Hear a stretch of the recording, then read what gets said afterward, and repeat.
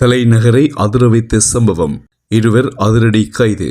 இந்திய தலைநகர் டெல்லியின் செங்கோட்டை மெட்ரோ ரயில் நிலைய நுழைவாயிலுக்கு அருகே வெடித்துச் சிதறிய காரின் உரிமையாளர்களை அந்நாட்டு காவல்துறையினர் கைது செய்துள்ளனர். டெல்லி செங்கோட்டை மெட்ரோ ரயில் நிலைய நுழைவு வாயிலுக்கு அருகே திங்கட்கிழமை மாலை 6:50 அளவில் கார் ஒன்று பாரிய சத்தத்துடன் வெடித்துச் சிதறியது.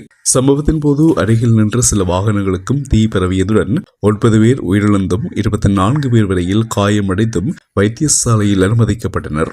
இந்த நிலையில் சம்பவ இடத்தில் குண்டுவெடிப்பிற்கான குழிகள் அல்லது அடையாளங்கள் கண்டுபிடிக்கப்படவில்லை என்றாலும் ஒரு சிறிய கார் வெடிப்பால் இவ்வளவு பெரிய பாதிப்பு ஏற்படாது. எனவே இது ஒரு பயங்கரவாத தாக்குதல் என்று சந்தேகம் எழுந்துள்ளதாக அதிகாரிகள் சுட்டிக்காட்டியுள்ளனர். அதன்படி வெடித்து சிதறிய காரின் பதிவு எண் அடிப்படையில் அதன் தற்போதைய உரிமையாளர் நதீம் கான் மற்றும் முன்னாள் உரிமையாளர் முகமது சல்மான் ஆகியோரை கைது செய்து விசாரணைகள் நடத்தப்பட்டு வருவதாக அதிகாரிகள் உறுதிப்படுத்தியுள்ளனர்.